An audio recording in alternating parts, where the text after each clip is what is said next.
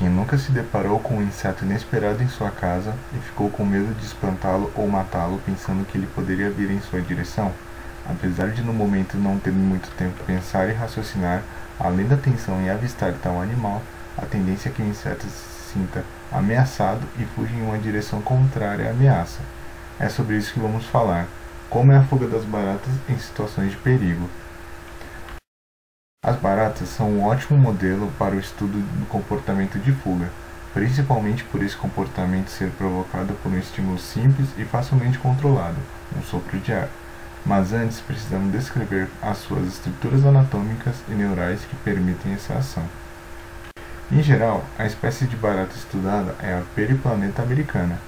Nela, a estrutura sensível ao sopro de ar são pequenos pelos no abdômen chamado de cerce, além de iniciar a cascata que gera o padrão motor de fuga da barata, e a orientação dos pelos também tem um papel importante na definição da direção que a barata vai girar antes de fugir.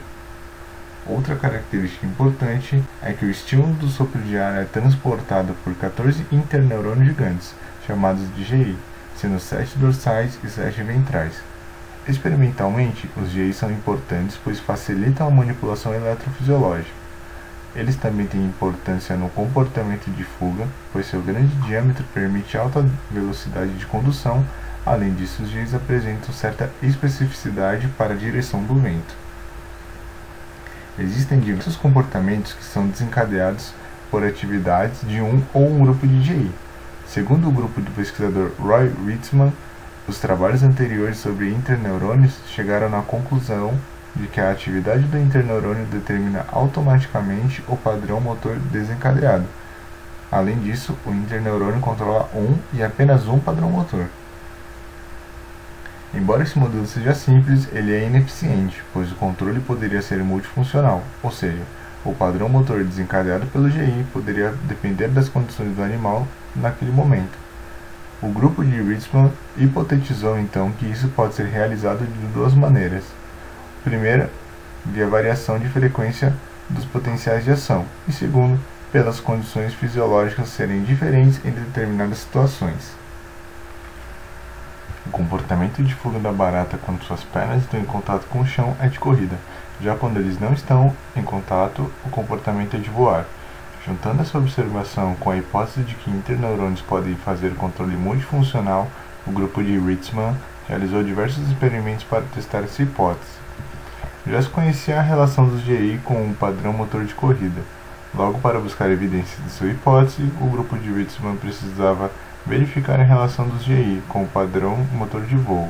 Em 1980, o grupo publica um trabalho reportando os resultados dos experimentos que demonstram que um subgrupo desses GI também inicia o voo. De maneira resumida, o experimento consistia em estimular os GI de maneira intracelular em baratas impossibilitadas de fazer contato com o chão. Eles então mediam tanto o potencial extracelular quanto EMG nos músculos elevadores e depressores da asa. Como resultado, o estímulo VGI não levou a comportamentos característicos de voo. Já o estímulo do DGI revelou movimentos e gravações de EMG característicos do voo. Com isso, o interesse do grupo foi descobrir a estrutura que previne o padrão de voo quando a barata está com as pernas no chão. Em um experimento similar ao anterior, com a diferença que os nervos da perna também eram excitados, eles verificaram que os nervos metatorácico sensorial 5, tanto o ipsilateral quanto o contralateral, são responsáveis por prevenir os DGI de iniciar o padrão de voo, ou seja, o padrão de voo só ocorre quando ambos N5 não disparam. Como conclusão final dos trabalhos de Ritzman, temos que os DGI são interneurônios com duas funções, podendo iniciar tanto a corrida quanto o voo. Qual padrão é desencadeado depende da atividade do N5. Isso é uma evidência de que interneurônios multifuncionais existem e que eles são controlados por condições fisiológicas dependentes do contexto animal. Agora sabemos que a barata pode fugir correndo ou voando, sabemos que ambas modalidades são desencadeadas por GI multifuncionais e que dependem do estado da barata. Mas a barata também precisa definir a rota que vai seguir para se distanciar do predador. Se a barata apresentar um padrão de fuga fixo, o predador pode prever facilmente a trajetória. então certa variação é necessária para prevenir o aprendizado. No outro extremo, temos um padrão completamente aleatório. Isso com certeza impediria o aprendizado pelo predador, mas poderia levar a barata na direção do predador, facilitando seu trabalho. O desconforto com baratas é algo muito comum nas pessoas, tanto que nós chegamos ao ponto de sobressaltar ao avistar uma. Quando esse encontro acontece, nossas ações de tentar espantar ou matar representam uma ameaça à barata e isso faz com que ela fuja. Juntando essas informações, caso você tenha medo de baratas, na próxima vez que se encontrar com uma e for espantá-la, tente criar correntes de ar na direção que faz com que as rotas preferenciais apontem para longe de você. Ah, e se você tem horror de baratas voando, garanta que as pernas dela estejam no chão.